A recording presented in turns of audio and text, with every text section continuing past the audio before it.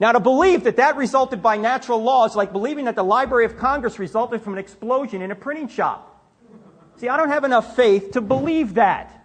So life appears to be designed. In fact, Antony Flew, who was an atheist, a very prominent atheist, but recently became a theist, or at least a deist, as a result of this evidence, said, it is impossible for evolution to account for the fact that one single cell can carry more data than all the volumes of the Encyclopedia Britannica put together. It now seems to me that the findings of more than 50 years of DNA research have provided materials for a new and enormously powerful argument from design. How am I doing on time, Dean? 5 minutes. Okay, thank you.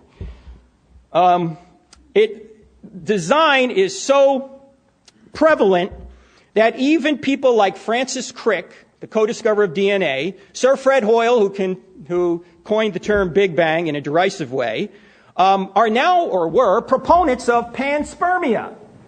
Seeds everywhere, in other words, that life got deposited here by aliens, which is just kind of a backhanded way of saying that there's no way we know how life came by natural causes here. There must be aliens out there that brought it here. Which, of course, just puts the question off one more step. Where did the aliens come from, right? There's a lot more on the design argument, but I'm running out of time here. Let me just give you one quote from Chandra Wickramasinghe, who is a student of Sir Fred Hoyle. He said, the emergence of life from a primordial soup on Earth is merely an article of faith. Sir Fred Hoyle said, a common sense interpretation of the facts suggests that a super intellect has monkeyed with physics as well as chemistry and biology, and that there are no blind forces worth speaking about in nature. So cosmological argument, teleological argument. Now let's move on to the moral argument. If there is no God, you can't say that decapitating a man on a bus is objectively morally wrong. That's just your opinion. As Dostoevsky said, if there is no God, everything is permitted. Now, I want to be very clear here. I'm not saying that atheists can't know morality. They do. I'm not saying that atheists can't be moral. They can. I'm not saying that believing in God makes you more moral, as Christopher has pointed out, and as I say, I agree with much of what he writes here. I'm not saying that religious people are necessarily better than atheists. That's not the argument. The argument is that there's no way to say that a given act is moral or immoral unless there's a standard beyond humanity. It's not just my opinion. It's not just Christopher's opinion or Mother Teresa's or Hitler's. There's a standard beyond everybody that defines what is right. That standard is God's very nature. Since objective moral laws exist, there must be an objective moral lawgiver. You say, no, there doesn't need to be any moral lawgiver. If there's a prescription, there must be a prescriber. If you go to the pharmacist and say, here, I'd like you to fill this prescription, and the pharmacist says, who prescribed it? And you go, nobody. Are you going to get your prescription? No. Now, there's a lot more on the moral argument. Maybe we can talk about it a little bit during the Q&A. But what can we learn from these three arguments for God? We can learn from the cosmological argument that this being must be spaceless, timeless, and immaterial. Why? Because it created space, time, and material. It must also be powerful. Why? Because it created out of nothing. Must be personal. Why? Because you can't go from a state of non-existence to a state of existence without making a choice, and only personal beings make choices. Impersonal forces do not. It must be intelligent. Why? Because it created in such a highly designed, razor's edge way. It must be moral. Why? Due to the moral argument, and of course it must be a creator. These attributes are the attributes of what the Bible would call God. Let me sum up what agnostic astronomer Robert Jastrow said after going through evidence like this. He said, for the scientist who has lived by his faith in the power of reason, remember he's the agnostic, the story ends like a bad dream. He has scaled the mountains of ignorance. He's about to conquer the highest peak. As he pulls himself over the final rock, he's greeted by a band of theologians who've been sitting there for centuries. 2 more minutes? Take 3. Thank you, sir. Those are the three main arguments. Now I'd like to say there's 4 additional truths about the universe that are better explained by theism than by atheism. First of all, reason and the laws of logic. Christopher is a self-described materialist, but if atheism is true, we have no grounds to know it because reason and thoughts are just chemical reactions in the brain. How can you even Einstein believed this. Einstein was a determinist.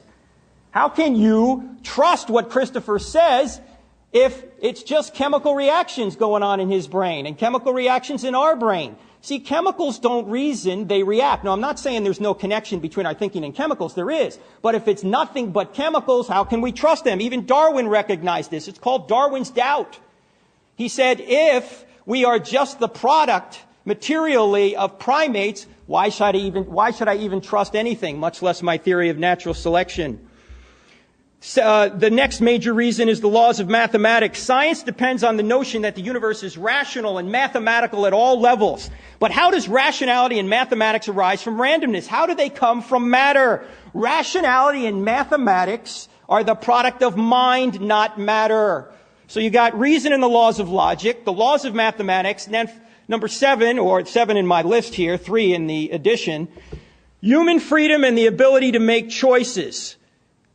Christopher is somebody who is very concerned about human freedom as I am. But again, if we are just molecules in motion, how do we have human freedom? William Provine from Cornell, he's a materialist, a Darwinist. He points out that we don't have any human freedom if all we are is molecules in motion. Now, Christopher ought not scold anybody for being a snake-handling, Bible-thumping, fundamentalist preacher, because according to his own worldview, that person is that way because these are just chemicals going on in his brain. Neither could you say that Hitler had done anything wrong if it's just chemicals going on in his brain. I mean, what is the murder molecule? How much does justice weigh? These are questions that have no answer in a materialistic worldview, but that is Christopher's worldview. It seems to me that it makes much more sense to say that reason and laws of logic, mathematics, and human freedom come from a great mind that granted us these immaterial realities. The final argument is consciousness. Do you know that a heap of sand and a human brain have the same elements? Why are some carbon-based molecules conscious and others are not?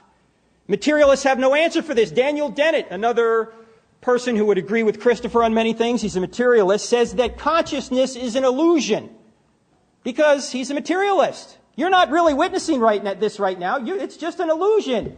Now, one wonders if he was conscious when he wrote this. But again, there is no explanation for this in an atheistic worldview. Now, I have a couple other arguments on the bench, but I don't have time to get to them. Let me just sum up in 1 minute. We need to take all this data in context, not just one argument, but all of them. What is the best explanation? Christopher has to explain these 8 truths about the universe from an atheistic perspective. He must explain how the universe arose from nothing, how extreme fine-tuning and design arose from chaos, how life arose from non-life, how morality arose from materials, how reason and the laws of logic arose from matter, how mind arose from mud, how mathematics arose from molecules, how human freedom arose from blind repetitive forces, and how consciousness arose from chemicals. If he can't give evidence to explain these truths about reality from an atheistic perspective, if he's just going to state unsupported, speculative possibilities that rely on faith, then I think theism is a more reasonable worldview. Thank you for your attention. I appreciate it.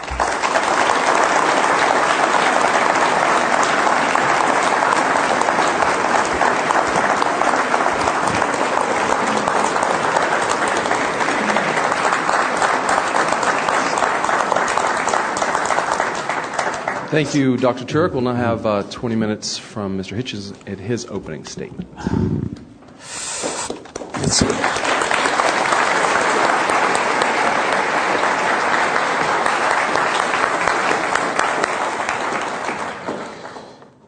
Thank you, Mr. Chairman. Thank you, ladies and gentlemen, for coming.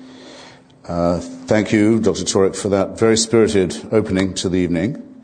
I should say first it's a great honor to be in the capital of the great state of Virginia. I'm in a small way a biographer of Thomas Jefferson, and his memorial, as you know, omitted the mention of his presidencies and vice presidencies and preferred to focus on his work at the university and his authorship of the Virginia Statute on Religious Freedom, which is the embryo and basis of the First Amendment to our Constitution, which makes this the only country in the world that has ever decided that God and constitutional matters should be separated. And it's in defense partly of that civilization